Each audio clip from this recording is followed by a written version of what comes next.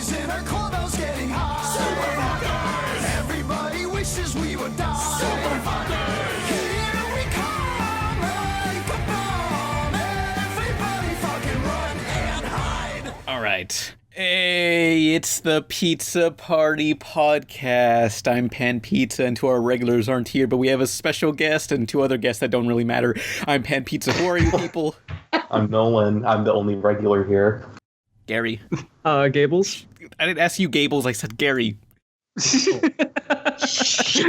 Oh no. Okay, who's Gables? Gables, explain who you are. I'm a person who is on the podcast. I'm Gary. I wrote Failing Upward, which is online now, if anybody's interested. YouTube link in the description.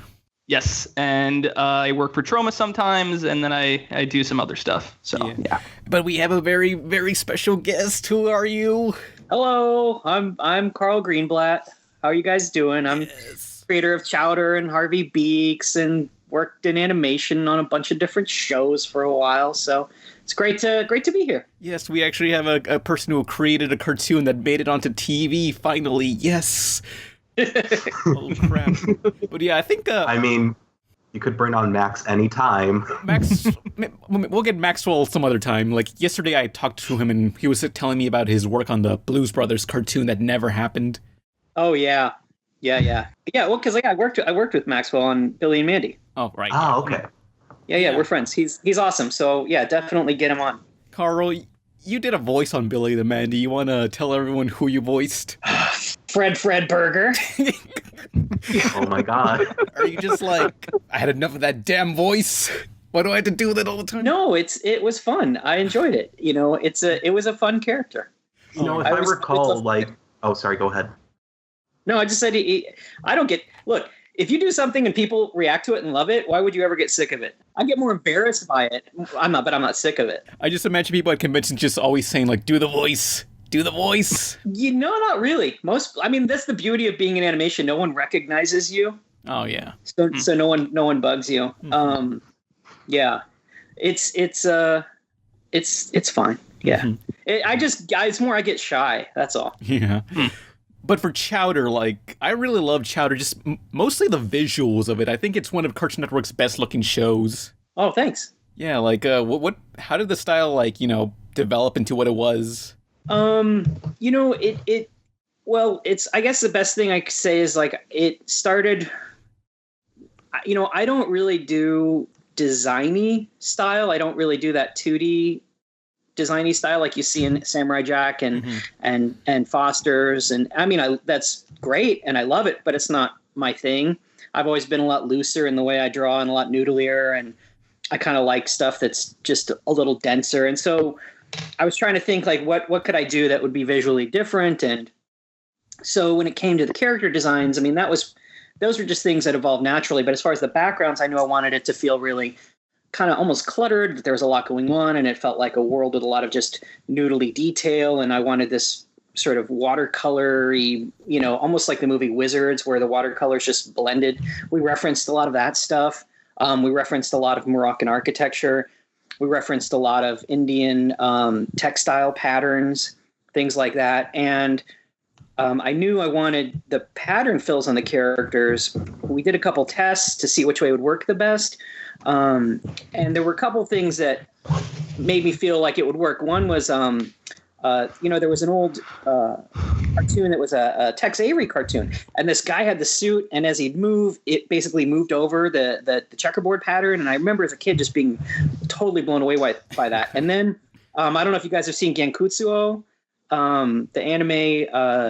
It's like a remake of the Count of Monte Cristo. Mm-mm. It's really cool. Everything in that has textures. They do it a little differently. They lock the textures so they move with the characters. But even seeing that, I thought, okay, this idea will definitely work.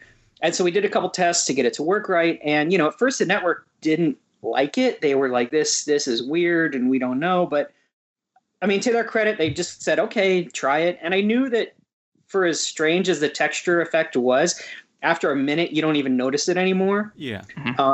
And so it was something to me that I just thought I wanted there to be a show that if you're flipping around on the channels and you came across it, you just have to stop to see like, what the heck is this thing in front of me? And that's kind of where it started. Yeah. Does that effect have a name? Because everyone just refers to it as like the Chowder effect. No, I mean we just called it patterns, and so the way we do it is real simple. Basically, you just make a you'd like Chowder's pattern I drew, and different people's. You just draw a Photoshop file the size of the screen, and essentially it's a hole in the character as they move around the pattern. And so we would just, we would use clip art. We'd get textile clip art patterns. We would adjust the colors and the saturation, adjust the contrast, pull them down a bit. We'd find old retro patterns. Just you get your hands on whatever you could and kind of mess with it. Some we drew, some were clip art. And we would assign it to the character, but essentially it was just a full screen image with a hole. And because you couldn't really do it as easily in the old days, but because everything is digital ink and paint, they can make it work really easily. Yeah, because I remember a long time ago on if you remember the show Kablam, there was this short called what was it called? The Odd Nuts? The Offbeats. The Offbeats, yeah. There was like some kid with a sweater, and he had also that effect, and that was the first time I've seen that effect before. Yeah, I'm not going to claim that I invented it, but I think we used it more drastically than anybody else had in American TV, at least. Yeah. One thing I find really fascinating that you said is that the network wasn't like for it, but they let you do it anyway, which I think is really cool. Yeah. Like, since you've worked on Grim Adventures too, did like the network also have a moment like there too? Like, it seems like Cartoon Network is more experimental and they just like let their creators just do whatever. To some degree, but it just depends on the creator. I think it depends on how much, like I know, and you could talk to Maxwell about this, like he had a lot of pushback on a lot of elements on the show. He had pushback on how big was Billy's nose. He had to do all these different things. I remember hearing stories of Powerpuff Girls and people in testing didn't like that they didn't have noses or fingers and they had to do all these redesigns. And so, yes, the creator tends to win out, but there's a lot of hoops to jump through because it doesn't mean they're still not scared. Yeah. I think Cartoon Network now is more open than they used to be. I think they've embraced to that. But when you're sort of the underdog, you have less to lose, so you take more chances. That's a funny way of putting it. Well, that's true. It's like if you're Disney, you play it safe. You go for the mainstream thing. You're Coca-Cola. That's your brand, right? And every time you mess with Coca-Cola, people get mad. It's true, right? Yeah, New Coke. And New so Coke. you work within that brand of who you are. If you're Nick, you're sort of in the middle, and Nick is still trying to figure out stuff. If you're Cartoon Network, you're Dr. Pepper and you're the scrappy underdog. And so you're trying to, you can take more chances because you're already in third place essentially at that point back then. So yeah, that is kind of the business of it. But Harvey Beaks, like I know it's a lot more of a simpler show than Chowder is. Where you just like with Chowder, just it's like a simple show, but I think it's a deeper show. Oh yeah, you know what I mean. I think it's an emotionally deeper show. When I came into Harvey Beaks, I said, all right, you know what? I want to do a couple of things. One, I don't really want to repeat myself. And with Chowder, it was an anything goes. Let's just be as imaginative and wacky as we can be and have tons of fun. And that was kind of the point of the show. Coming into, Harvey Beaks, which at the time was called Bad Seeds when I originally pitched it. I said this to me is a much more focused show. It's a more specific sensibility. It's really about capturing sort of this emotion of childhood, and it'll still be silly, but it's in a way it's a more mature show. Yeah. For me, and so that was kind of the point of it. And so I felt like I didn't need a ton of bells and whistles and embellishments on it because of that. I felt like let me focus more on getting to an emotional core and interesting stories and interesting characters. And hopefully that would kind of make it stand out on its own. Mm-hmm. So yeah, it's a less flashy show, but I hope that people at least look at it and think of it as something a little meatier. Mm-hmm. Yeah, there's a lot more character to it, Yeah. Mm-hmm. Especially with I think we treat the character a little more real. Yeah, because I recall with my review I was complimenting like how the voice actors work well with the material, I guess. Because Yeah. like you casted like real kids for the series. Yeah. Yeah, because it sounds a lot more authentic that way. Yeah, I mean, to me, it's very much I was going for like, let me do Peanuts, but like funnier. And that was kind of the goal. It's like, how do I do Peanuts but make it sillier and funnier, but still have that honesty that Peanuts had, and in a way, the bittersweetness that Peanuts had. Peanuts was never funny. Anyway, no, it wasn't. It wasn't funny, but it felt real. Yeah, it was just like let's see how we can torture Charlie Brown today. Oh God, right? Poor little Charlie Brown, man. Just run that guy through the ringer. Charlie deserved everything he got. Oh, Charlie Brown. He'll grow up into a serial killer. Oh no. Lucy's at home listening to her husband play piano, and the fucking lightning strikes, and the silhouette of Charlie Brown illuminates casts a shadow over the fucking living room. Oh yeah. And then there's a knock at the door. But the you know zigzag. You know what I like about Charlie Brown? Though here's the thing: life beats him down, but he never gives up. And I think that's ultimately what makes Charlie Brown not feel like a loser. Oh, it's like he'll still always try for that stupid football. He'll still always try to run the kite. He knows the futility of it, which is kind of sad. He's sort of aware of that. But the great heroes who never give up. Guts from Berserk and Charlie Brown. Yeah, and Berserk. That thing devastated me. Berserk? Oh God. I love Berserk. I know. I watched the original anime, and I didn't know what I was in for. I started watching it. I get to the end of this is the original one. And then I'm like, how are they going to wrap this up in an episode? What's going on? I didn't know. You get to the end of that, and you're just like, what did I just see? Uh-oh. What just happened to me? Spoiler alert, it doesn't wrap anything up. And you just lay in a fetal ball for like a week. And, then I eventually found the comic, and you got to read past all that stuff. But that was all I had for a while, was just ending on that. The horror show. Well, now we have the new CG animated Berserk anime. Is that any good? I haven't seen it. No. I don't like the CG animation. The CG in the movies is really good from what I hear, but the CG in the TV show is just directed awfully. Like from some of the shots I've seen, like there's a shot of like Guts upside down walking forward, which just makes no sense. And then they have all these weird panning shots when they don't need them, and it's just directing wise, it's fucking awful. And it's such a cool story. It's such an amazing world. It the is. Comics are so beautiful, so dark. But man, that series messed me up. I loved it. Speaking of Berserk, though, I told Pan this earlier today. That'll just ruin your day in terms of you being a creator or anything. Like the guy who wrote Berserk, Kentaro Miura, he was born in 1996, and he got his start in the manga industry at 10 years old. And his drawings were like almost as good as they were in like 1988, and it just blows my mind. Wow. He was born in 1986 or what year?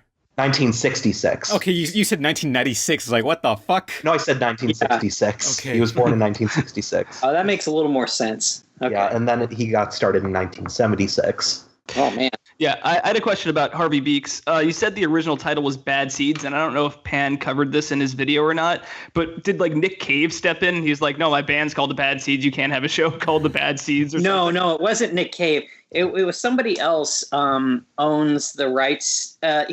Here's the way it works. So, and I had to discover all this later on.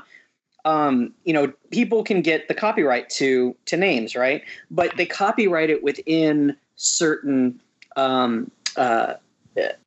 guess you'd say like within certain venues, right? So if you copyright the name within like rock bands, that's one thing. But if you copyright the name within the worlds of children's entertainment, that's a different thing. Somebody had already gotten the copyright of that within the world of children's entertainment.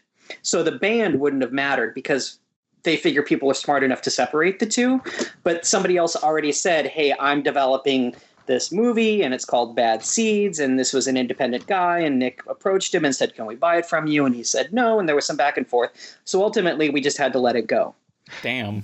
And then we spent weeks trying to come up with cool names, and finally the network just said to me, you're going to call it Harvey Beaks. And I went, okay, I guess that's what it is. So, which, on the one hand, I'm like, well, fine, that's the character's name. It's innocuous enough. It's like tofu. tofu doesn't have a flavor until you put it with something else. Mm-hmm. So it's not going to turn off anyone. But part of what I liked about having a name like Bad Seeds was it was the idea, I was trying to balance the cute look of the show with something a little more mischievous.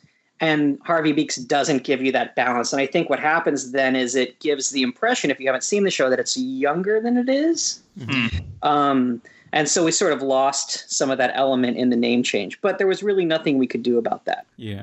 Although if Nick went to that one guy and offered him money to take that name away, like, I wonder how much money they offered him. I don't think it was a ton, honestly, but I think from what I also understand is he felt like he had something grand that he was going to do with, and this was something he had spent a long time working on, and I don't know if it ever came out or what he did with it, but that's his deal, and so I get it. I understand if that's your baby. Yeah. But one day that'll be released and we can find that guy. Yeah, I don't want to be part of someone that crushes someone else's dreams. It's like, all right, you already had that and you're doing it, cool. Yeah. I'm sad, but I get it. Yeah. But for going back to Charlie Brown, speaking of him as a serial killer, didn't that happen in real life? The voice of Charlie Brown became a killer. What? Did he? Yeah, he did. Yes, like the voice actor, like he was a child actor at the time, but now he ended up killing someone. I think his wife, I believe. The man who once voiced Charlie Brown in some of the Peanuts cartoons has a meltdown in court. I'm withdrawing my guilty plea. Good luck to you. In order for it to be a criminal threat to she has to believe that I would kill her. I wouldn't kill her. I have never had any violent behavior. Oh my, Peter Robbins facing sentencing for a series of probation violations when that outburst happened. He's accused of threatening his girlfriend and stalking a doctor who performed breast enhancement surgery on her. The outburst continued throughout the hearing. I hope you drop dead of a heart attack. Wow. Robbins will have to undergo psychological evaluation. He is scheduled to reappear in court in August. Oh, God. That's true. Look it up. Well, that's not a serial killer. That's just... Oh, okay. He's a regular killer. He's got to, kill a few more people. He's a regular killer.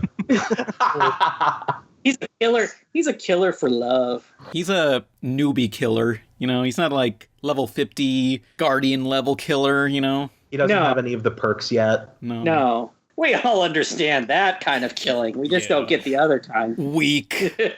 Way to let us down once again, Charlie Brown. Yeah, it's like, this is it. This is all you could kill one person. Lame. When did that happen? Because did it kind of coincide when the movie was released? Or maybe. I recall around December. I don't know. I remember I was playing. Man, that's right around that time. I only know that it's weird because I remember things based on what I was watching or what I was playing at the time. So I was playing Uncharted 2. The HD cut, and I remember hearing about that. So it was around that time, which was December. I just hope the news article started with "It was a dark and stormy night." It's you hear a thundercloud or whatever, and you see a shadow of Charlie Brown's silhouette, but also his silhouette, the zigzag on his shirt is missing. Yeah, no, it's just a knife in the shape of a zigzag. Yeah, how does that even work? Yeah, it's like one of those crazy, I don't know. It's like a really crude dagger. That wouldn't kill anyone. That'd be blunt trauma. That'd be really hard to break the skin with that. Maybe he's just got ape strength. All those years and all his rage belting up for his revenge.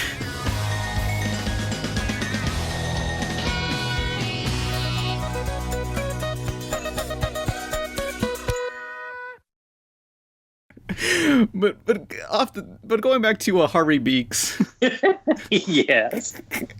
Oh yeah, recently there was a 2-part episode where it was entirely about steampunk. Yeah. The nerdiest of all punks. Who's Oh my God, yeah. Yeah, because he had that nerdy character on the show. What was his name? Moth, yeah. Yeah. Where the idea for you had the chance to make a 2-part episode, and what made you decide that this will be it? Well, steampunk episode. So the origin of Moth was originally, when I conceived him, I wanted there to be this big sad sack character who believed in UFO abductions and and I liked the idea of a character who believed he felt like he didn't fit in this world and wanted to go to a different world. And so as the show became more developed, I thought, oh, what if he's into steampunk? Because holy crud, that really is like, you know, I will admit there is some cool aesthetics to steampunk. I'm not really into steampunk, but it looks fun. But, you know, people who really get into it. And I always felt like there's something there of people who feel like they belong in a different world. And so that idea kind of resonated to me. I understood that character then, and I understood how to write him. So, you know, we started introducing him into stories. We had him as Irving's friend. We started putting that in. And then we thought, okay, let's do a story with him that was really about we kind of came across this idea that he's jealous of Harvey. He's jealous of his friend who basically grew up, and he kind of didn't grow up. And that's where the steampunk story came out of. We wrote it as a 22, you know, Shane Houghton wrote it, and we worked on it. We went on different versions of it. We finally got a story we really liked. And I kept thinking about it, feeling like this thing is too big. There's no way it's going to fit in 22 minutes. We're going to have to just either blaze through it and miss out on a lot of nice character moments, or we're just going to have to cut the hell out of it. And I went to the network and just said, hey, can this be a 44-minute special? And they went, yeah. I mean, and that's what my relationship with Nick has been. If I come and say, hey, I want to do this, they say, sure. So it really wasn't them driving it. It was me saying, this story needs to be this, and we want to do right by it.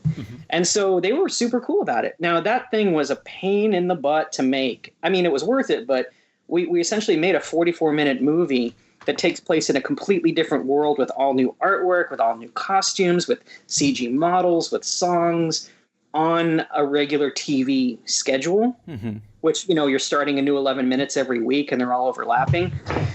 So it was a lot of work, and I'm really happy with how it turned out. I'm sad that the network didn't promote it at all and kind of just ran it without telling anybody. That was a little bit of a heartbreak. But, you know, for considering that we really didn't have extra time or money to make this thing, I think it turned out pretty good. And to have a story where you know, that's about an adult saying to a kid, you know, you're the reason I'm not friends with your dad anymore, and kind of when we said that, we're like, holy shit, that's deep. Like, what would happen to a kid if you said that to them? You know, especially someone like Harvey, who takes things very, very much to heart, and then has to internalize that kind of guilt, and then come around and realize, no, this person is just really sad. It's not my fault. You know, like he just needs a friend, and he's lashing out at me. And so those are the kind of stories that I was really interested in telling, and to get to do it in this kind of weird, dumb, nerdy format is great. Now, nobody on the show knows or cares about steampunk. Damn. So it was really hard to get everyone to add details beyond goggles and gears. And that's part of the fun of it, is that's about as deep as it goes. But we tried. You know, we pulled a lot of reference. We had some fun images to play with and stuff like that. But it didn't really come out of anyone in the show saying, oh my God, we love steampunk so much. It came out of us saying, what's an interesting story about this character in a venue that felt big enough to justify a big 44-minute event. It's kind of disappointing. Like, I assume like there was someone on the crew that was like a big fan of it, and it's like, we have to tell this story, and now you're just saying like, we don't care about this garbage. I could not get anyone to, and it's sad when I'm the one going like, come on guys, like, look at all this cool stuff online, there's all these images, and everyone's just like, yeah, corsets and goggles, we get it, yeah. No one cares. Do the Fred Burger voice. Yeah. That's what I imagine the process being. I feel like a lot of times I have to be the cheerleader running around, sort of like getting everybody's ass motivated about certain things, you know? Not that they're not excited and they're into it, but it's more just reminding them, like, put in that little extra oomph, you know, go that extra mile for this thing that maybe is outside of your comfort zone a little bit. Yeah. Because like having to design that entirely new world and stuff just had been a pain, of course. It was a pain. It was fun, and I think everybody liked it because, you know, after a whole season of drawing trees, I think everyone was like excited to find maybe like, hey, did we get a floating city? Oh, there's like these dirigibles and there's, you know, cool stuff, and so that was really fun. You know, so you design a whole new world. is really cool. But it was a lot. We did a lot of upfront design. Luckily, it was the first thing we did on season 2, so we had a little break between the seasons, and we can kind of preload season 2 with spending time designing it and getting it ready, and then trying to coordinate 4 different teams of storyboard artists working on this one story, where everybody's working on a staggered schedule, and you have to start shipping part 1 before you've finished part 4. It was pretty monumental, you know, just from a logistics standpoint. But it's fun. I'm glad we did it, but I'm never doing it again. Yeah, because I remember like a lot of other cartoon creators like talk about how doing the TV movie of any cartoon is always the worst because they have to do it at the same time as their normal schedule. Yeah, so it's double the work. Yeah, I mean, we this was essentially part of our schedule, but you're doing it on the same schedule as a regular. You know, when people who do movies, they get to work on it more holistically. You spend all the time writing it, you spend all the time boarding it, you look at it, you go over it over and over, then you move on to the next step, and then you rewrite a little bit as you're going. But, you know, we're writing, designing, recording, doing the music kind of all at the same time. So I'm standing there with my fingers crossed going, God, I hope this works. You know, feel like this is going to work.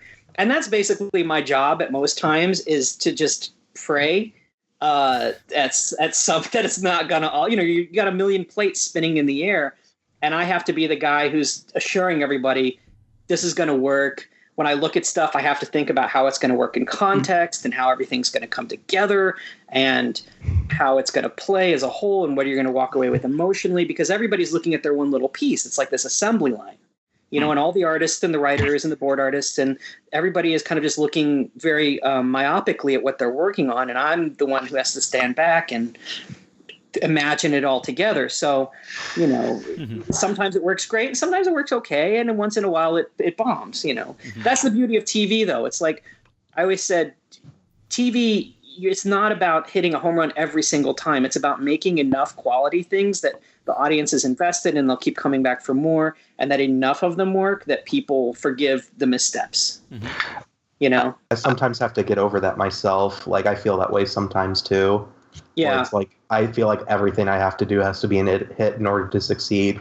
No, but you're setting yourself up for an impossibility. There's no way that can happen. I mean, you know, think of any show you like, typically, or you know, any output from any creator, and rarely do you think you love 100% of everything they do.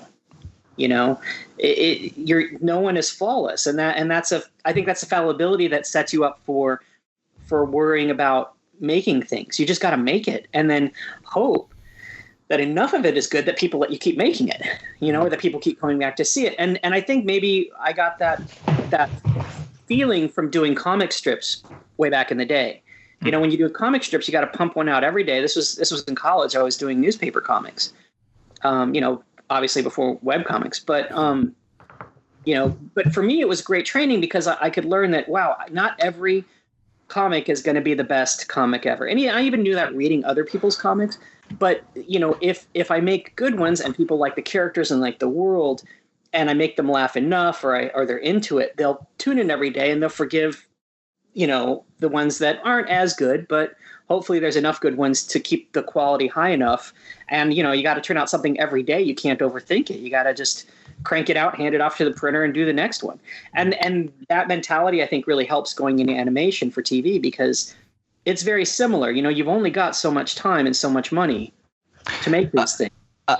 I was going to ask, from a writing standpoint, because you mentioned kind of putting in, you know, a topic that might be hard for Harvey to digest. You know, that like just kind of having another character tell him something that might be hard for him to comprehend. Yeah. Like when it comes to writing that kind of stuff, I've always kind of subscribed to like the Don Bluth thing, where it's like kids can handle dark stuff because they deal with it every day. Totally. Like, do you find there's a lot of pushback when it comes to doing that stuff? Because as someone who's writing like a webcomic that deals with that kind of stuff, I'm like, I really hope younger kids read this, because like I would like them to have something to relate to. I don't feel like, you know, you should have to hold back that much when it comes to dealing with those kinds of topics. Are you talking about pushback from the network? Yes. No. The networks, they have a couple of requests typically from us.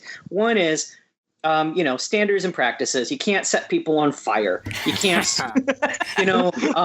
it's things called imitatable behavior. You can't have kids do things on the show that they could easily do in real life and get hurt. So that's why it's like, if there's an axe, you make it a big cartoony axe. If there's, a gun, we make it like a little acorn gun. You know what I mean? We do things like that. So I get that. I don't want kids to get hurt. Sure, whatever. As far as content pushback, no. The biggest thing we get, and this was more early on in the show, was they would just say like, all right, just be sure that your third act gets, that there's a fun chase or there's something exciting or that there's something happens. And I'd be like, yeah, I know. I don't want every episode to just be about people sitting around thinking. Like sometimes you got to have something fun and visual happen. It's a visual medium. But we've never had pushback on, like when I did the episode about the finger, that was a really important episode to me. I don't know if you guys saw that one, but from the very beginning, even before I started production on the show, I had that idea and I thought, I want to do a story about this feeling of futility in the world, and you think about things like Haiti and whatever, where these massive events happen and you can send aid and you can do things, but at the end of the day, you just can't do enough. And you have to be okay with doing the best you can do and accepting that you're not Superman and you can't always save the world. And I thought that's a pretty heady thing to put on a kid and to have a kid realize something like that. And so I was super excited to get to do a story like that. And the network was totally down with it. They didn't push back at all. But what we'll try to do is balance stories like that with then maybe it's followed by something a little lighter and wackier and a little more exciting. And then we'll have something a little heavier, so that that's the other thing I think with this show is you can't just look at one episode and really get a sense of what the whole series is, because every episode's really kind of different. But they really do let me do kind of whatever I want. I said, look, I'm going to do an episode about this character is going to die and the kids are going to have to deal with death in kind of a real way. And they just went, okay, cool. And part of it was at that point, I think I built enough trust from them that they understood how I was going to handle it. And that's part of the working relationship you have with the network is once they know how you operate and what you're going to deliver, they give you more freedom because, it's like anything else. You've got an understanding between you. If they give me a note, they understand I'll listen to it and I'll internalize it and try to find the best answer for it. And they also know that, if I feel strongly about something, I'm going to make it as good as I can and deliver them a show that's, hopefully of a decent quality and still entertaining. Damn. There's a lot of great info. Such a heavy. Yeah. Yeah. I mean, right now we're working on the finale and it's going to be massive. Damn. As far as emotional. And they did not push back. I said, this is what I want to do to end the show. And they said, all right, cool. And so, it's going to be pretty epic. Jeez. It's just really, yeah. It feels like it barely started. Yeah. I've been in production for almost 3 years. I've been working on the show for 7 years. I was in development for 4 years. Yeah. And then it's been a long road. So here's the thing. For season 2, only 6 half hours of season 2 have aired out of 26 half hours. Oh, okay. So there's still a whole nother 20 half hours to air. Mm-hmm. We'll be airing well through next year. Okay. At least premiering. Mm-hmm. Airing, that's a whole nother thing. Don't even get me started on that bullshit right now with the network. But yeah. It's weird hearing like the delay of like the production of an episode and when it finally airs. Oh, it takes 9 months to make an episode. It's like making we're working about a year ahead from when we start to when it finally airs. Oh, this reminds me, like a long time ago, like I remember watching the show Arthur, and there was like a behind the scenes episode, and they talk about how it takes 9 months to make an episode, which confused me because that would imply they had to spend like multiple years making one season. I had no idea that they worked on multiple episodes at the same time. Right. That's the same thing I thought when Avatar: The Last Airbender did that. I was like, wait, what? Wow, what? Yeah, right.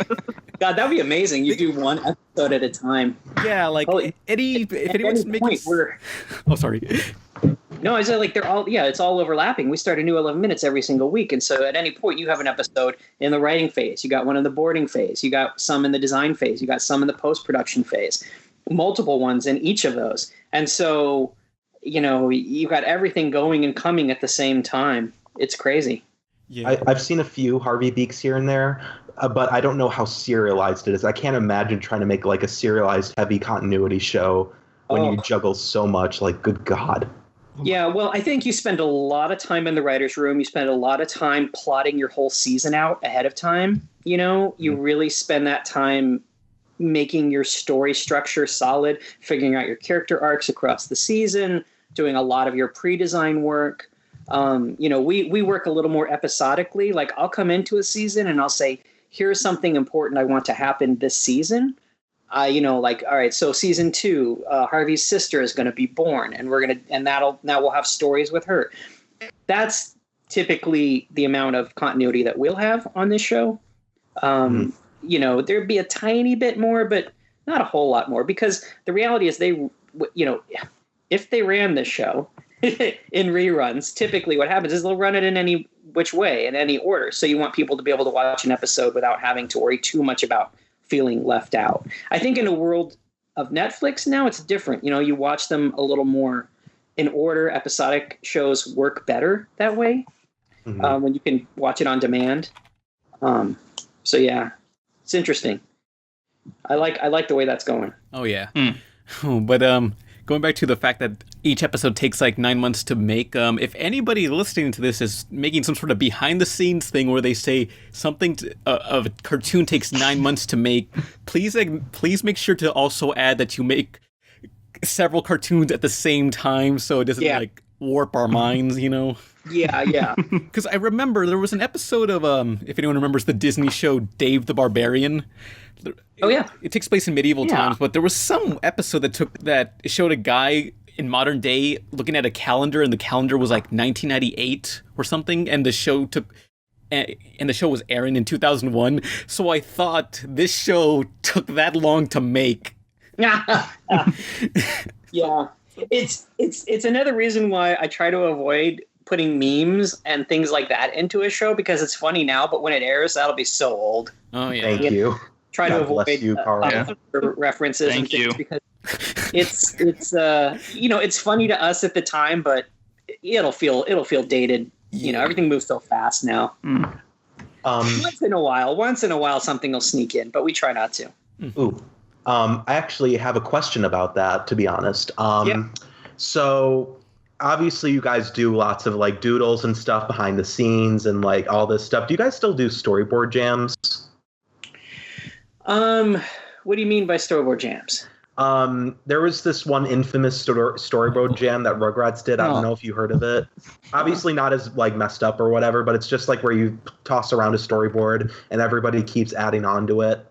Oh, yeah, we used to do comic jams like that.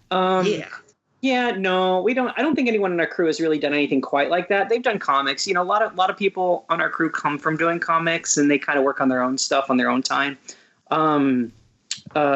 Yeah, I haven't really seen anything. Mostly I just see dirty pictures popping up everywhere, hidden on the back of people's doors. It's pretty incredible. I love it. It's so wrong and disturbing, the things they've drawn. But what the fuck? Yeah. I probably fit right in. Yeah, lots of inappropriate character stuff. Weird Jeremy genitalia, just What things the you don't. It's funny how you think like everyone who works in animation, they're all pervs. It's hilarious. Everybody's just you gotta let it out some way, I guess. Oh boy. No, my dad is like super Republican Christian dude, and he's like, if you ever want to get an honest job, you can't be drawing porn or bad stuff like that. And I'm like, oh my god, half the people I know they've made money. Are you sure? Yeah, I know. What? Repeat yourself? You just separate it. Kids entertainment is what it is, and you keep that clean, and then people draw their own stuff on their own time. Yeah, exactly. That's what I do. Like, I have 2 separate accounts for like dirty, disgusting fetish junk, and then the other stuff is good and pure. Yeah, to me, it's like as long as you keep them separated, whatever, man, go do your own thing. It's like Ian Jones Cordy said. He's like, I have nothing against risque fan art. I love it all. Yeah, my only thing with that though.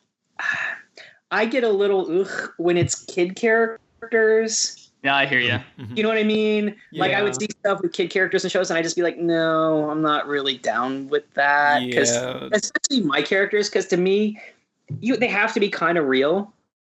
And to sexualize them, it just makes it sort of ugh. Yeah, do not go into the Loud House tag ever. Yeah, I'm not really down with that. Like, you want to do it, whatever, but to me, they're still kids. They're kids, and I'm not, ugh, you know. I know they're not real, but they're kids. So, yeah. Mm-hmm. You know.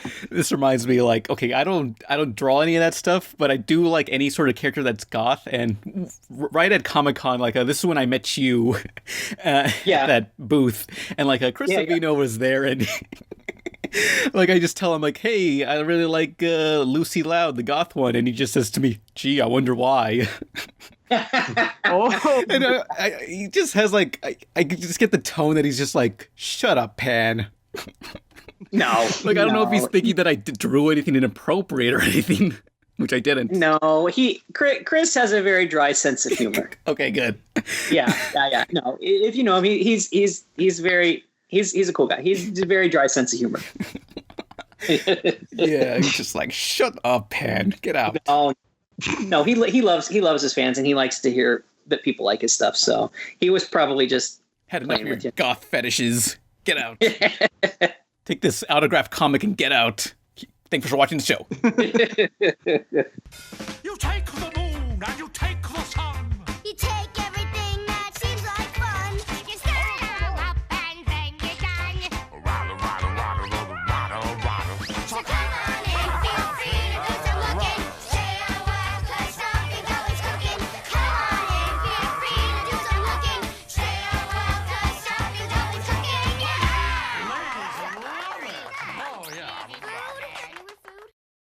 Okay. But going back to children's media. Yes. Does anyone have anything else to say about Chowder? Since we talked about a lot of Harvey Beaks. I do. One of the things that I really liked about that show was the use of mixed media sometimes. Yeah. I did an event called Trom Animation, which was an animated film festival, and we got John Dilworth to come, and I talked to him for a little bit, and he said like one of his favorite shows on air right now is Gumball, and that was because of the mixed media. Yeah. And like, it's actually all CG.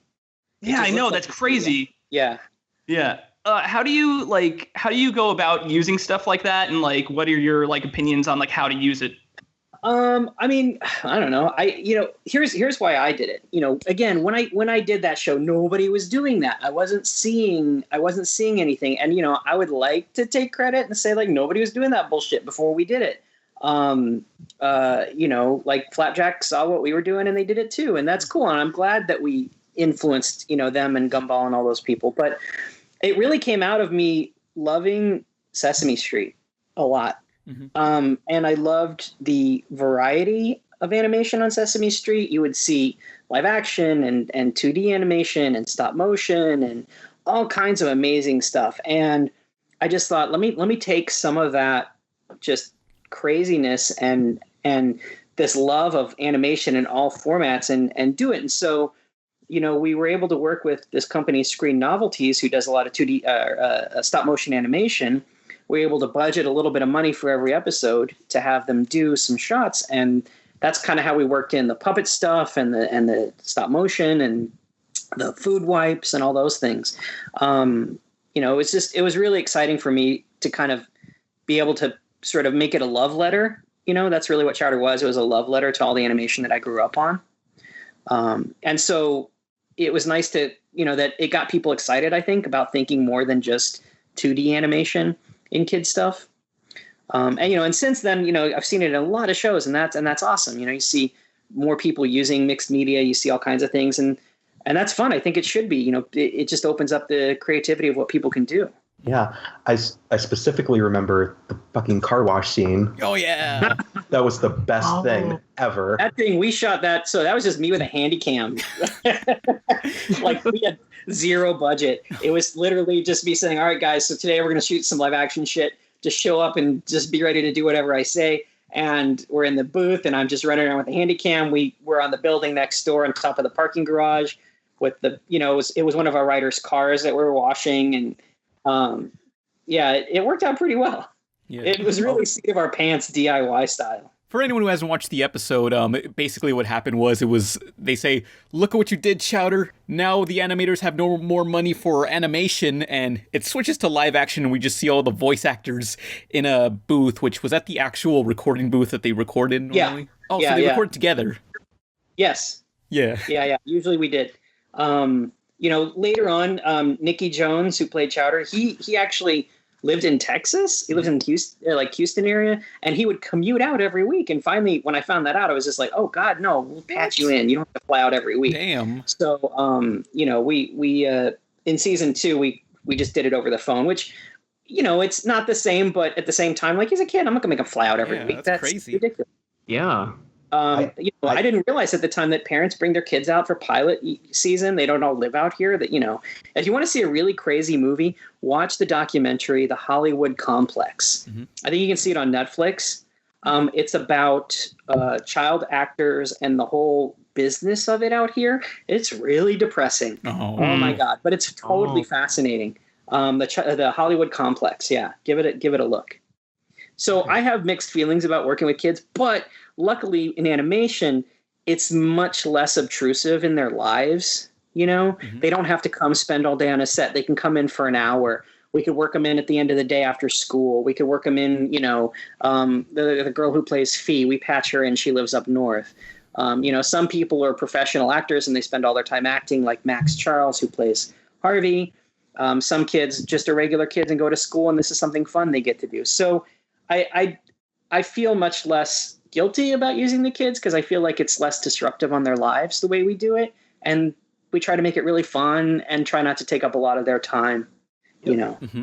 Plus, you don't have they aren't in like the spotlight at all. Really, they're behind it doesn't turn them into crazy monsters.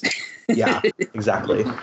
Yeah, it's just something fun they get to do and brag about and be a part of, but they can still have very normal lives. Yeah. Mm-hmm. Although it does get hard if when the voices start to change. It does. I think Hey Arnold had like 4 voice actors.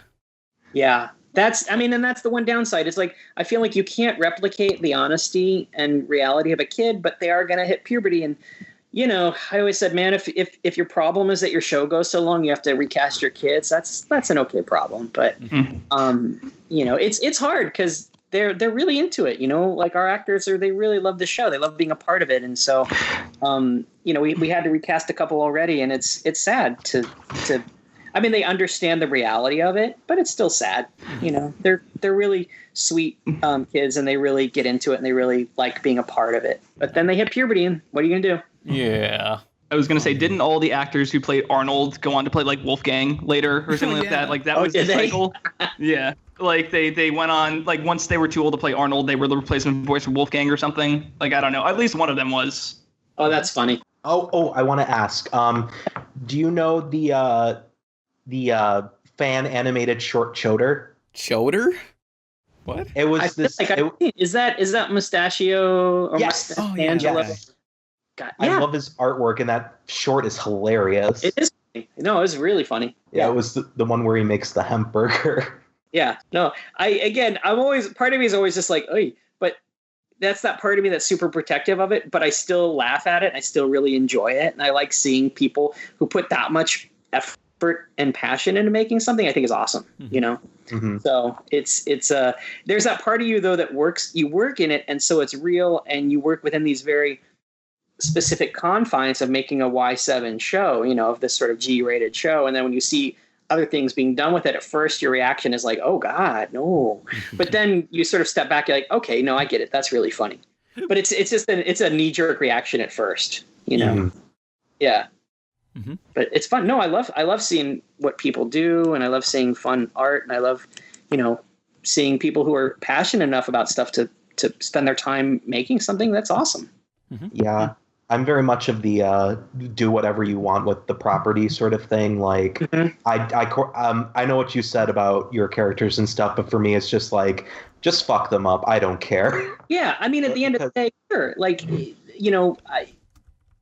I would rather I'd rather inspire somebody to do something fun than to make them feel like they're not good enough. I'd rather they take it and run with it and do something really cool. Because ultimately, I think that's how you find your own voice. You start working with other people's stuff, and then you start to realize what you actually want to do and what you want to say, and then you start making your own characters out of it. And I think there's a very legitimate, valuable process in sort of co-opting other things and massaging them into your own.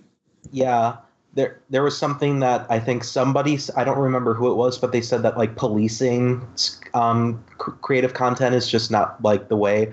Because when people were upset that like X ship happened or X character did this thing, right, people just made their own thing. Like I would like, for a personal example, I was really mad in Ben 10 Ultimate Alien when they did the Ultimate Kevin arc and that they just completely ruined it. Yeah. Like if Izzy was here, but no, I was just gonna be set and just like make up my own story and fix everything myself instead of just going around like saying the creators are idiots or whatever, you know. I mean, without that, we wouldn't have had the wonderful series. What is it? Shades of Grey. What the hell's that? 50 Shades of Grey. Yeah.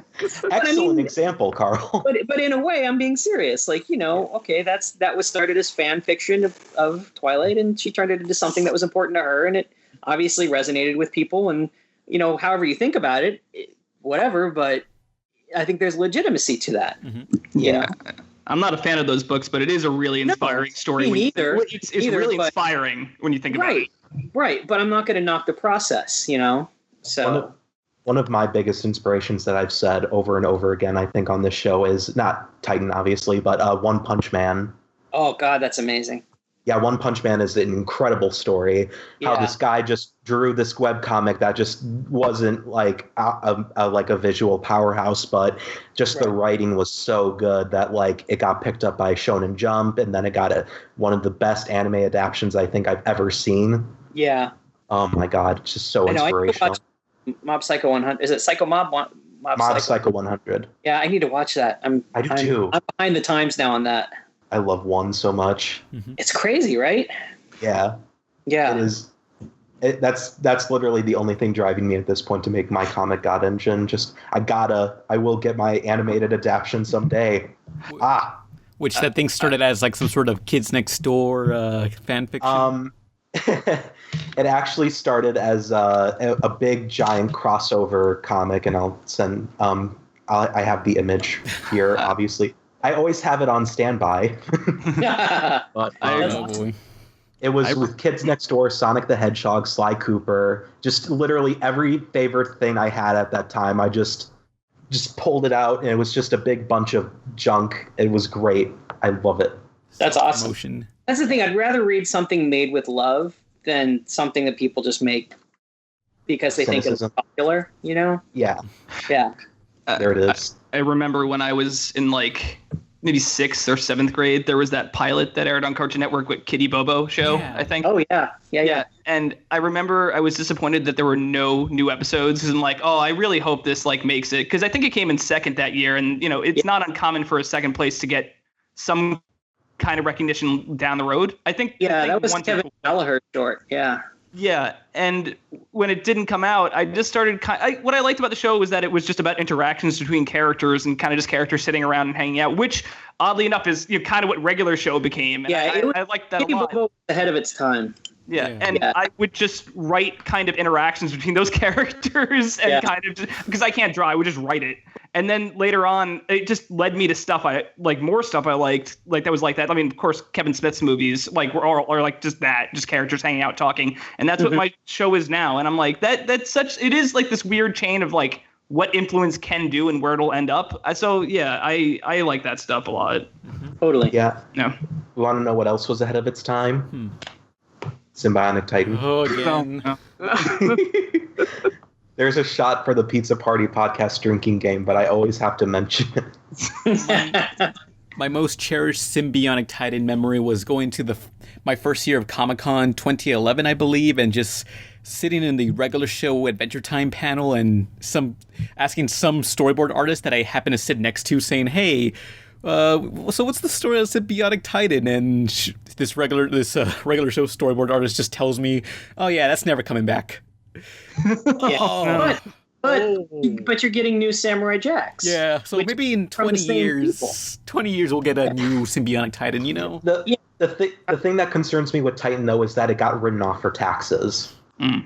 Yeah. Which is not completely undoable, but at that point is like, do you really want to put back the effort into something? No, I mean, and at some point you just say like, all right, well, what's the new thing Kendy will do? What's the, looking for other things from him? And Symbiotic Titan was his love letter to, the world of giant robots. And he's probably got a million other love letters to write to other influences. So, you'll see something that will probably be just as exciting. Yeah. Come down the road. Hope so. Yeah, can't wait for Samurai Jack, the final season. Yeah. For 2016, whenever that's coming out. That'd be crazy. Oh god, we're in the. It's not happening. We're in the final quarter of 2016. Where is it? Where the? No, they're working on it. I promise you, they're working on it. They got amazing people on it. So coming. I haven't seen anything, but I know the folks over there, and it's real. So it's gonna be cool. Yeah. Yeah. It'll be hopefully it'll be everything everybody wants. I don't know. I'm just saying. I don't know. I don't know, but I know they know there's expectations, and so I trust those guys. Yeah. To deliver. Okay. You guys want to get into the news? Normally we do the animation news like the first 15 minutes, but this was so engrossing that we just went on and on. Oh. Sorry. No, don't be sorry. You're fascinating. Yeah. Yeah, that was like you called me fascinating. Ooh, I'm blushing. This is CNN. Let's get into the news, which there's not much, but okay, first the good news. Hey, so you guys like Weird Al Yankovic? Sure. Who doesn't? Okay, that took a while to respond. Like, You guys I thought you were all like, fuck that guy. Dare he make fun of Nirvana? Well, the creators of Phineas and Ferb are making a new show for Disney, and it's called Milo Murphy's Loss, and the main actor is Weird Al Yankovic himself. Cool. Yeah. It's a punny title. I like it. Basically, the idea is Murphy's Law. Anything that can go wrong will go wrong. So it's basically this character walking around. Well, from the intro, we don't know much about the show yet, but him just walking around and bad stuff happens to everyone around him, but he's fine. And he's just optimistic about it. So I think Weird Al Yankovic would be perfect for that. Yeah. But do you guys have any favorite Weird Al Yankovic songs? Yoda. I really like Mandatory Fun, like that as an album, not just the individual song. The first CD I ever got, I got for like Easter when I was like 7, I think, and it was Weird Al's Greatest Hits. So it has always been pretty close to me. A favorite song, I've always liked the title theme for UHF a lot. It gets stuck in my head. I love that movie. But my favorite song, it goes back to classic YouTube, because like if you were on YouTube when it was barely starting, like 2006, I just remember someone just made this stupid AMV, like an anime music video or something of Weird Al Yankovic's music, and I would watch that all the time, and I think that was my first actual exposure to Weird Al, is a freaking anime music video. I'll link to it in the description. I feel like a lot of people are in the same boat, like that, because like there was that whole era where like you'd log on to like Kazaa and like you would just look up AMVs, and like half of them are Weird Al AMVs. Yes. Or if anyone ever saw like this thing called AMV Hell 3, which is like an hour of nothing but AMVs and music. I mean, movie scenes recreated with anime characters. Like my friends had me watch that with them back in 2006, and I thought it was the greatest thing ever, but now it's just like, this is so lame. Why did I do this? It was a different time. So for the bad news, I was gonna say Chowder. Gumball is ending. Not this season, but the next season will be the final season, because the creator has admitted on Twitter that that's going to be the final Twitter. The final Twitter. The final Twitter. Shit. Final Twitter. The final season. Switter sounds like a bad word. You switter. But like it's over. Like the 2010s are over. Like regular show is ending. Now this. Like Adventure Time. Adventure Time's next. Oh. All good things must end, gentlemen. Yeah. It gets, it's draining. I get it. It's better to have a few really awesome seasons than it keep going and getting, lame. You burn out. It gets hard. Yeah. The Simpsons. You know, it's hard to maintain the schedule of TV and keep cranking it out and not just completely fry on it. Yeah, it blows my mind with how many episodes some of these shows get. Like, I mean, Teen Titans Go, like Adventure Time took only 2 years to get to its 100th episode. Yeah. Or, well, then again, most of those episodes are only 15 minutes, so that's really like... Yeah, it's the 100th. It's the 100th segment because I think we just shipped our 100th segment. Whoa. On our show. Yeah. Oh, nice. Which is, it's about 2.5 years in to do it. That's something I always wanted to know, because like there was that weird shift from kind of having 2 15-minute segments to just doing 1 15-minute segment like per week. Like, is that? Yeah, that really they do that. You're still producing it and delivering it as half hours, but you know, I think they decided that if they premiered it as 1 11-minute a week, you know, or 1 15-minute segment a week, you could spread them out and have more premieres throughout the year. If you do them as half hours, then you're going to have big gaps of nothing for a while. Yeah. And so it really just came out to like, oh, well, we could spread it out and have lots of new episodes, and people started to accept just a 15-minute block instead of a whole 22-minute block. It's a smart choice. It's just like growing up with a half-hour like shows. It's just like, oh, this is weird. This is a weird transition to be like, oh, that's like 15 minutes. Adult Swim started it first, like back in 2001 or so. Yeah, but a Cartoon Network then just started to do their Monday nights, and every 15 minutes would be a new episode. Yeah. I mean, I feel like Adult Swim had a major effect on how everyone does cartoons now, which I want to make a video on that subject. That'd be cool. So it's over. Yeah. Gumball, rip in peace. Yeah. Well, there's still going to be a ton of episodes that haven't aired yet. Yeah. Yeah. Ooh. Again, that's the thing. Like, it'll be a couple years before those final ones are done. So even though you hear it now, you got a long time before you see the end of that show. Yeah. And that's all the news we have. I was going to add, like... Unless anyone has any weird news they want to talk about. No, I was just going to add that Gumball... I'm going to miss it because it was like one of those shows that just was always really relaxing to me for some reason. Like, it could get kind of like manic and crazy. But I don't know, just something about just watching a slice of life show about like a cat and his family is, I don't know. It's just oddly relaxing. Yeah. It was always so pretty. Yeah. Yes. The inner weeaboo in me was very excited to see something animated by Studio 4C. Yeah, recently there was that anime fight scene from Studio 4C. It's easy to find on YouTube. I'll link it in the description, but they really put a lot of effort into that. Everyone's excited about that. I got really excited for that whole like rap about video games that they did, where it's just like, you can't, it's like if you're going to ban video games, you got to ban everything else. I'm like, I like that a lot. I'm like, wow, the show's really taking a stance.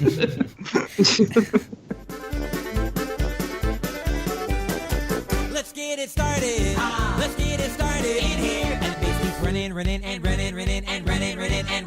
I say, don't you know? You say you don't show. Don't move, time is slow. I say, take me out. Beverly Hills, that's where I wanna be. Gimme, living in Beverly Hills. Questions, but first, Gables, you got something to promote? Well, I am doing a review series with my girlfriend soon. I don't know when we'll have it out, but we have a... Let Gables finish. You already made the mistake. Ahead. Keep going. I thought you said... Keep going. Oh, okay. Just go. Well, shit. Okay. It's called Couch Potatoes. Keep a lookout for it. I don't know when it's gonna happen, but yeah. Also, just before I forget, I'm making a pilot, and look out for that as well. I guess link to whatever in the description under your name, I guess. Yeah. Yeah. Okay. Because I was gonna say Gary, but I said Gables because both of you start with a G, so it's like, oops. Okay. Both start with a G. Two people you should not have on the podcast at the same time. Yeah. Yeah. Gary. Yes. Gary, you had something to promote? Yeah, like I said, Failing Upward is online, but also I can't believe I forgot to mention this in the beginning of the episode. I do trying to do a weekly kind of column for a website called The Odyssey Online. or it's just called The Odyssey. If you look up The Odyssey, it should come up. But it's just about animation. I did a review of Kubo 2 weeks ago, and then my latest one was just about animated showrunners and how they've kind of become a more visible presence in the industry as opposed to back in the 90s where they were kind of just in the closet, which really sucked. But just about all the cool things they're doing. And then, it's just going to be about animation every week, basically. So if you're interested, you can check it out. It's The Odyssey. And then if you search Gary Shamarky, it should come up. Okay, but links in the description under your name. Yes, there you go. Right. So questions. If anybody has a question, be sure to post your question in the YouTube comments below on this YouTube video. And be sure to start out with the word question so it's easier to find. Now, our first question is by Caleb Lopez. Question, what is your favorite Capcom video game franchise? Is one game considered a franchise? Sure. Yay. Yeah, sure. Okay, so this is obscure as hell, but Gotcha Force on the GameCube, which thankfully two separate people have donated to me, which is good because that game goes for like $100, $200 on eBay. But yeah, it's basically like Pokemon, but with robots, and you just run around an arena fighting other robots. There's like 200 to collect. It's a really awesome game that nobody played. Did you guys ever play Tronbon back on the? Oh, yeah. Yeah. Oh. I mean, my friend had it, and like I remember he was trying to find it again in like the year 2002 or so, and he was like wondering like, how come no GameStop has this game? And we realized, wow, this game is super valuable and rare and hard to find now. Yeah. I know. I don't know what I did with my copy. It was so much fun. I loved that game. Like, do you have any games that you're like, wait, this is worth a lot of money? What? Oh, I don't know. I always saw that game. I saw that game for years, like 2 or 3 years, just sit at my local KB Toys, and nobody ever bought it. And now I'm regretting not buying it. They discounted it so many times. It was like $20 at one point. Yeah. Like, I don't know if it still holds up or not, but man, it was cool. Because one of the rare games that I own... Hang on. Ice. One of the rare games I own is this game, the 64 game called Bomberman: The Second Attack. It's this like space adventure with Bomberman, and I'm like surprised, like, wait, this is worth a lot of money. Oh, damn. But anyone know any other Capcom games they enjoy? I was gonna say Power Stone. Power Stone franchise, probably my favorite. Such a unique cast of cool characters. I don't think there's a lineup in fighting games that I like more than Power Stone. Well, also just to name an actual franchise, Street Fighter. Like, I don't know all the combos or anything. I just mash buttons, but I just liked all the characters when out growing up. And Darkstalkers. I think I was more a fan of the Darkstalkers than the Street Fighter designs. Yeah. Did you ever watch the Darkstalkers cartoon? I tried, and I didn't make it very far. Yeah, it was a time when they were making any video game franchise into a cartoon. Should do a review on Darkstalkers and Street Fighter cartoon, like together, just the failed Capcom shows. Because everybody kind of remembers the Mega Man show, like it was a thing, but like nobody really ever talks about Street Fighter or Darkstalkers. Yeah, I mean, a long time ago in my like the early years of my YouTube channel, like the first year, this was the same year Walking Dead premiered, but I had a 3-part review of the Darkstalkers cartoon, and it was terrible, and I'm glad it's lost, but I'm sure it's somewhere on my hard drive somewhere. Survive the cringe. Yeah. Eventually I release more of those. Cool. But any other Capcom franchises? I'm going to be really basic and just say classic Mega Man. Mm-hmm. Yeah. All right. Is Devil May Cry Capcom? Yeah. Yes. That's what I thought, yeah. That was a fun game. Street Fighter? I just said that. Gonna be really basic again, but Stop stealing my answers. How original. Only I can play that game. Guys, don't bully Gables. That's my job. Yeah. Oh, we got another question. Roxy Lynn, question. Sorry for the stale-ass question, but I'm generally curious how you feel about the new YouTube censorship hoopla. Do you see yourself changing your content in any way to appeal to YouTube's new policies? Have you guys heard about this YouTube thing? Yeah.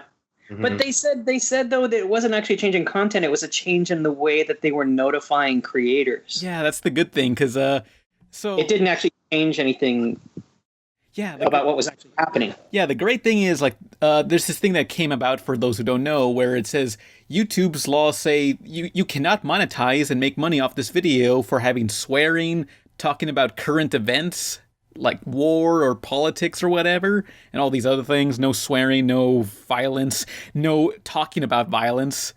And like people were freaking out, but it turns out YouTube clarified and said, we're not changing any rules. It's always been this way. We're just actually notifying you if we're going to demonetize your videos or not. So apparently they've been demonetizing videos without telling the people they did. So the good thing is nothing's going to change. The bad thing is you just lost a lot of money. Yeah! Oh Yeah. boy. Yay. Yeah, it seems Thanks, odd, YouTube. and it seems arbitrary. So we're safe. Yeah. We can still use the Super Effers theme song in the intro without mention. Hey. Yeah. So that's good. Next question. Oh yeah, X Ninja 555. Question: what is your favorite dead cliche? Dead Cliche? Or just a cliche, just an overused thing. Oh, not a Oh. cliche about dead people. Like, Oh, okay. Yeah, I was gonna say. they, Or a they character. really stink. A good dead cliche is when a character dies and someone yells into the air, "No!" Oh. That was timed perfectly. Oh no, I scared someone's dog. But anyone have a favorite cliche that's overused? Well, pretty much any cliche is overused by the sheer fact that it's a cliche. Yeah. So it's the paper cliche. Okay, a cliche that you would like to use that's like, it's not so bad. There's still life to this cliche, you know? Jeez.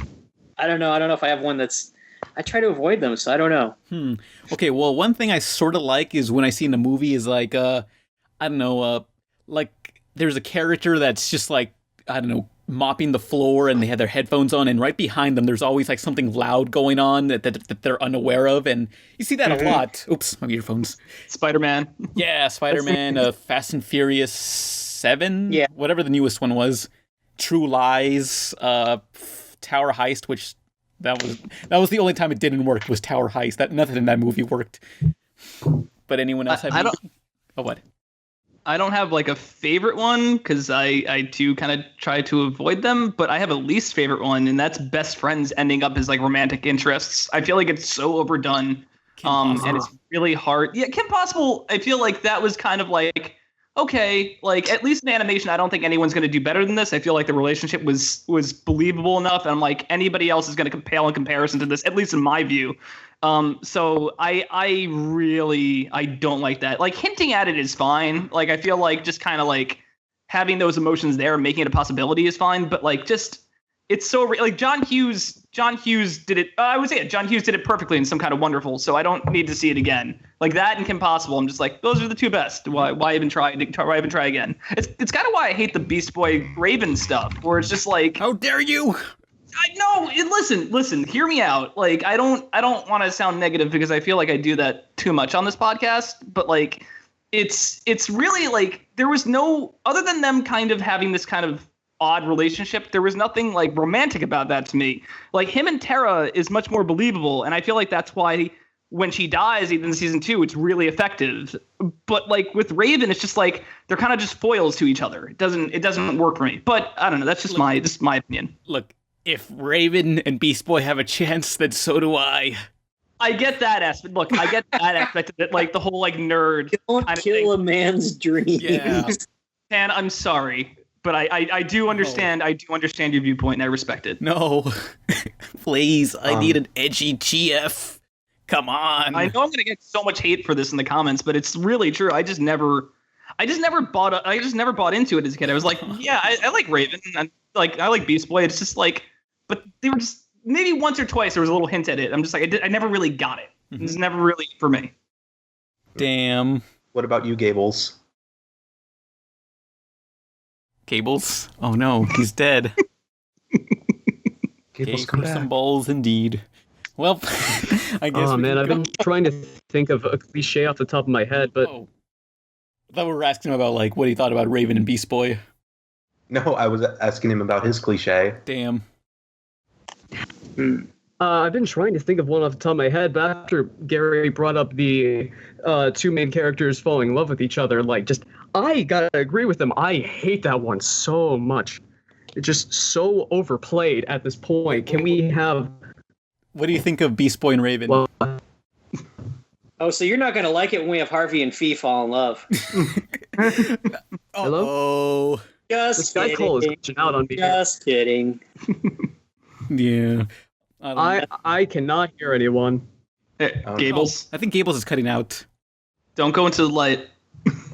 Oh, geez. I've spoken so little that the Skype call is kicking me out. Ugh. Oh, darn. So, next question. Do we just ignore Gables and just let him die? Okay. Just let me die. Just let me. Yeah. What do you Just think? leave him.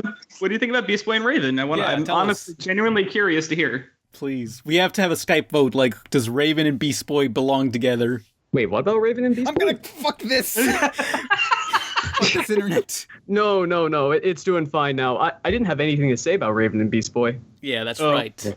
Better not Ooh. say anything. Their I would relationship say- I sucked was- the end. But what trying about to fill up- Cyborg and Beast Boy?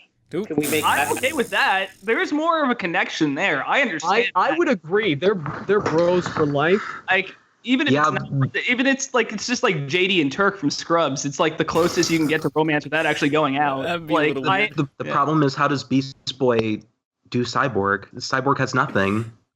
Nolan No, coming I'm in sure with he's a got an interface somewhere. Oh, yeah, we all God, saw he that can one enough video. space. It's like you know what it is? It's a SCSI. He's got a SCSI port. What's a SCSI? Good fucking night, everyone. No. That's my the new end of the band name, podcast. Scuzzy Port. Oh no. And then when they do it, booyah! Yeah, it's totally cool, Cyborg. Booyah! Beast Boy transforms into different animals for different levels of sex. Oh, jeez. I can't wait for DC Comics to implement that because we all know they're desperate enough to try it. Be sure to watch Harvey Beaks on Nickelodeon, the First Kids Network. This whatever day it airs, Fridays. I don't know. I'm assuming 9-year-olds are not listening to this podcast. I I hope not, for the I love hope of not God. either. I really hope not. Oh my gosh. Like, if you want us to cut out anything, so Nickelodeon doesn't shoot you, just tell us. I don't care. Okay. But so, next question. Yes. All right. Wyatt Kurtz. Question. I found out my school has an anime club, and it's about as cringy as it sounds. Nevertheless, it's possible my only hope of finding other animation fans at my school will be that. Should I join in? Yes. Yes. Absolutely. Yeah. Don't be Yeah, an elitist. You can always leave. You can always bug out. Yeah. Even if you make one good friend out of it. Look, there you go. I mean, how else are you going to meet people with the same interests, Yeah. Yeah. What, you go online? I mean, Who does that? I remember going to my first local convention. I was like, look at these nerds.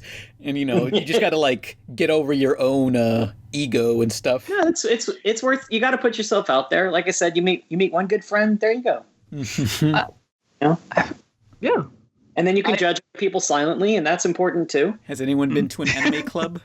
Yes, I was in an anime club. How'd that go?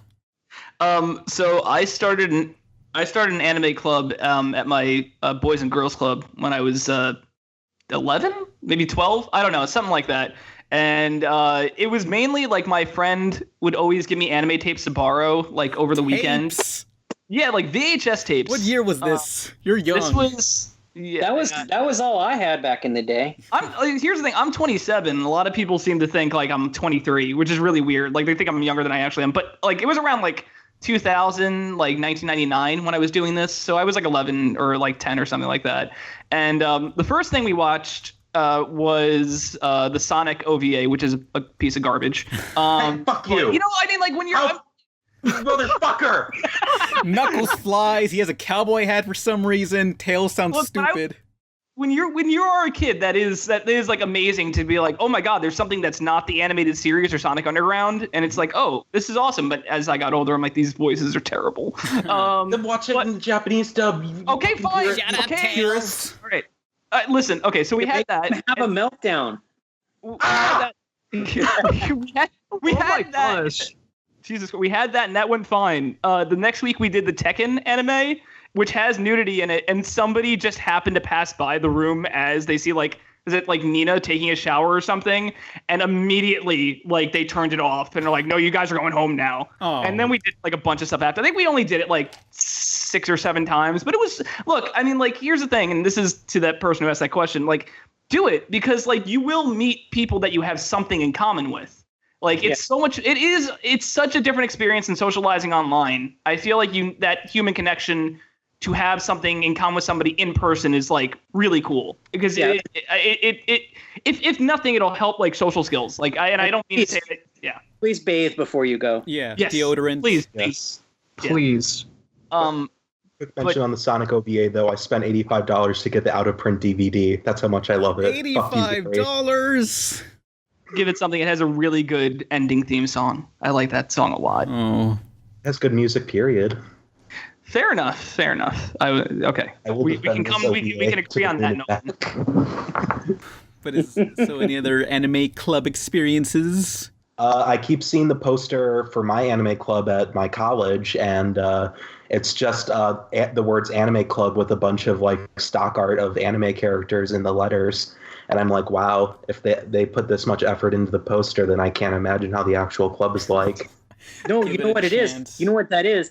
That's like one of those fish that's deep down below that has a light on the front of its head that lures you in. It's probably an ultra-Christian group, and you show up, and then they start showing you Jesus videos. That's totally what that is. They know they're going to bring in those people. Time to watch Bible Man. That reminds me of when I went to AX, and there was a big Bible protest. So I was like, screw this. I stole all their Bibles. What? Oh. What'd you do with all their Bibles? I threw them away. What the fuck? Oh. Wow. You could have given them to, like, kids in Africa or something. Oh, what are they going to do with them? Build a house? Maybe. You know, what else do you got? You know? I mean... Stole their Bibles. Yeah. I mean, they were trying to tell us that we were all heathens and we're going to hell, so I was like, I am buying this. Every convention does that. There's always someone protesting. There's always some guy there. The best thing, though, is that there was... I live near the Triad Anime Convention, and I missed this by a fucking day, and I got so mad.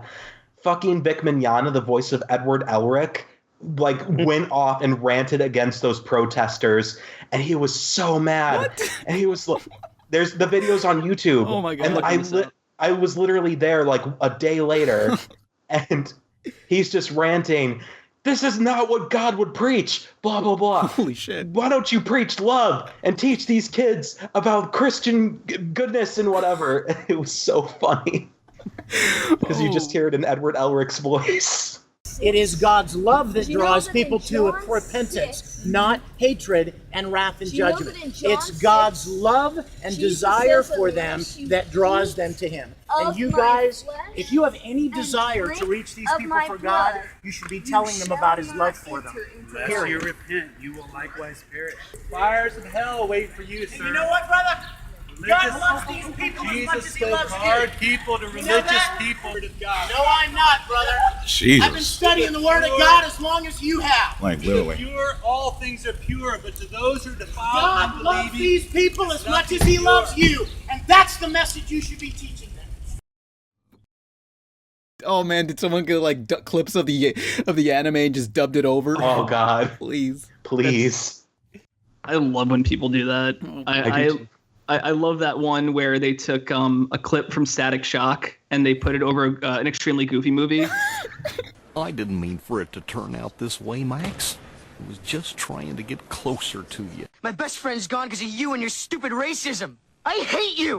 Where it's just like, it's Richie from Static Shock calling his dad a racist, but it's just Max calling Goofy a racist.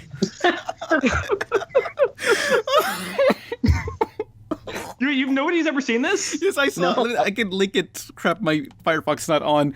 Oh man. Just to close out the anime club thing. This wasn't an anime club, but I wish this had gone on longer because I met a lot of cool people there.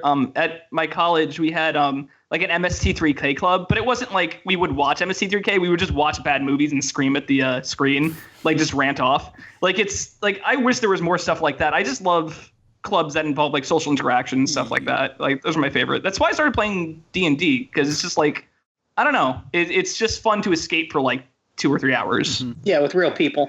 Yeah. Absolutely. Yeah. Carl, you play traditional board games. What's your experience with that?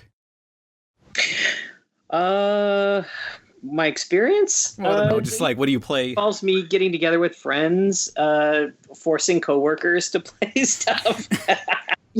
That's the beauty of being the boss. You're like, hey, everybody, guess what? We're going to play a board game. And they're like, well, I guess we have to do it. Carl said so. God damn it. D&D. Why do we have to play D&D? Why can't you just do the voice again, you asshole? No, the people will play D&D. I mean, it was, we would get together. We'd all play One Night Ultimate Werewolf. We'd play Coup. We'd play stuff like that. Towards the end of the day, honestly, it was sort of a good, I mean, I know this sounds shitty to say team building, but in a way it got everybody comfortable and familiar with each other. Mm-hmm. And and that wasn't even really the goal. It just sort of happened because of that, but it created a camaraderie among the crew that I think was really nice. Mm-hmm. But now, I'll get together with different groups of friends. Maybe every other week, we'll do a game night. I really like it. I've really gotten into just different kinds of board games. I really have fun. I don't know what it is, but something about them clicked with me, and I dig it. Is that your process now for getting to know new crew members? Because when you get on a new show, not everyone working on there is going to be someone you're familiar with. No, not at all. I don't know if I'd say it's a process, but it definitely became an indoctrination on our show. People hadn't played Werewolf yet. We're like, well, you got to play Werewolf with us. You got to do it. And I don't know, most people seem to really like it. I don't know many people who didn't. We didn't force anybody, but we'd at least be like, hey, try it once, see what you think. You find out who's a really good liar and who's not by playing that. But the thing I like about those games is typically I'm not a person who likes to lie, but if you're given the freedom to be deceitful and it's not hurting anyone's feelings and it's only for a short time, then it's really fun to do. Mm-hmm. Yeah. So, but then there's other games that are just kind of more thematic. There's other games that are more, what do you call them? Just thinky kind of games. I enjoy them all. There's times where I've seen people playing at places and I want to go up and talk to them and say hi, but I am kind of shy and I don't really like to approach folks. So it's been harder for me to expand out. I've made some new friends through board gaming and met a bunch of new people. And once I'm in there, I can open up. But the initial time I feel very, I get a little social anxiety, get a little worried about it. But no, it's been great. I've met a lot of really cool people and it's fun. I like it a lot. I know what you can do. What you got to do if you're at a restaurant or a Starbucks or something, just order them a bowl of clam chowder and they'll just receive chowder and they're like, what's this clam chowder? And you just pop out saying, did somebody say chowder? I was the creator of chowder. Pleased to meet you. So I see you're playing Dungeons and Dragons. You got to do that. It's funny because I don't ever mention that to people. I kind of keep it on the down low. Mm-hmm. Yeah. Oh man, I don't know. Do you own any chowder shirts? No, I'm pretty modest about it. My wife would yell at me. Because people are like, oh, what do you do? And I say oh, I work on this show at Cartoon Network. I work on this thing. I work on the show Chowder. She's like, tell them you made it. I'm like, it feels like bragging. I don't like saying that. I don't like bragging about it. So, oh man, I don't think it's bragging. It's just stating a fact. You did make it. But I think in my head it sounds that way. So I'm getting better about it. But I still generally don't. It's not something I wear on my sleeve. Mm-hmm. Mm-hmm. Yeah. So when I'm playing board games, I can just be a regular dude just playing with friends and get my ass kicked or kick other people's asses, and whichever way, it's fun, Yeah. Or you going online? Which what used to be your online username for Xbox Live? Dr. Shitballs. Yeah. And obviously you can't use that anymore. No, but the best was one time, and we would, a lot of us on Billy and Mandy, we'd all play together. And, we'd all call each other by our code names. We meet up with one of my friends that I worked with. His friend had a party. We all go over to his house. And so it's, everyone's introducing themselves as their online name. Essentially, it's here's Dr. Shitballs, here's this person, here's that. And, my ex-wife, who was my girlfriend then, was laughing. She's like, yeah, because the other guy's wife's like, oh, you're Dr. Shitballs. Nice to meet you. Hi. Everyone go. But that basically came out because we'd be playing Halo at work, and I would just be swearing I guess I just make the craziest swears when I play, and me yelling shitballs, dick, fuck, nose, jam. It's just the weirdest things start coming out of my mouth as I'm getting regular more James Rolfe. Yeah. So, But yeah, man, like if I was in college now, I'd probably try to find a board game group to meet with, you know, try to get the guts up to go, you know, interact with new people. Yeah. I'm lucky that, you know, most of the people I work with are pretty cool and I meet a lot of people that way. But if I didn't have that, yeah, I'd probably try to find a group. Mm-hmm. Yeah. I'm thinking back to like a couple years ago, like there were anime clubs, but were there really anything for like Western animation? No, I'm sure people like did that in high school and stuff like that. Like I wish it had been there because as a kid, like I always felt like my obsession with animation like didn't really kind of translate over to like other people's worlds. Like I feel like if there had been something like that, like when I was around like 6th, 7th, 8th grade, I would have had a bunch more friends than like my core group of like 4 or 5 friends. Yeah. Like I don't know. I didn't animation people until I got to college and met other cartoonists and found out they, you know, we all would watch Ren and Stimpy. We'd all be into that kind of stuff. And then when I got into animation, that's really where I met the people who were into that stuff. High school, I didn't really know people who liked the same stuff that I liked that much. I wish I was when the first day at college, like during our like opening whatever, like just like the first opening class, there was some guy with a Zim shirt, and I immediately went over to him like, okay, me and this guy are gonna be friends. But yeah, and he's still my friend to this day. But it is kind of like a weird thing when you're in like high school and middle school. It's like everybody's kind of like growing up and watching other stuff. It's like, no, I still really like cartoons. Like this is kind of what I want to do when I get older. Yeah. Yeah, so I guess that's all for the podcast. It has been quite the journey. Oh yeah, this was a great episode. Amen. Yeah, thank you guys. Thank you. Yeah, Thank you. Thank you very much. Thanks for coming on the show, Dr. Shitballs. My pleasure. Yeah, Dr. Shitballs, creator of Chowder and Harvey Birdman, attorney at law. All those shows. I'm Pan Pizza. Who are you people? I'm Nolan. I'm Gables. I'm Gary. And Shitballs. Dr. Shitballs. I'm Carl Greenblatt. There he is. Yes, this has been the best day ever. He did the voice finally. yes, he did it. You guys are just like, oh my gosh. I can't believe this happened. Some days I wake up and I'm like, I'm gonna play board games today, and then other days I'm like, I'm just gonna play some video games today, and some days I wake up and I just go back to sleep. It's like Fred Burger is living my life. Yeah. Although what's sad is Maxwell Adams confirmed on his Reddit AMA a few years ago that Fred Burgers only lived for about 3 years, so... This is not the same Fred Burger from the show. This is a different Fred Burger, sadly. Pan, you did that drawing of Fred Burger at the Cowboy Bebop post, so Carl, can I please have you say bang from Cowboy Bebop as Fred? Bang? Yeah, like, you know when Spike Spiegel points the finger gun, he just goes bang and then dies? All right. Bang! No, wait, it wasn't a Cowboy Bebop pose. It was from Gurren Lagann. It was when Kamina was, just... No, it was the same pose. Okay, well, say later, buddy. Okay. Later, buddy. That just sounds weird. That's not right. Hang on. This is just later, buddy. I don't know.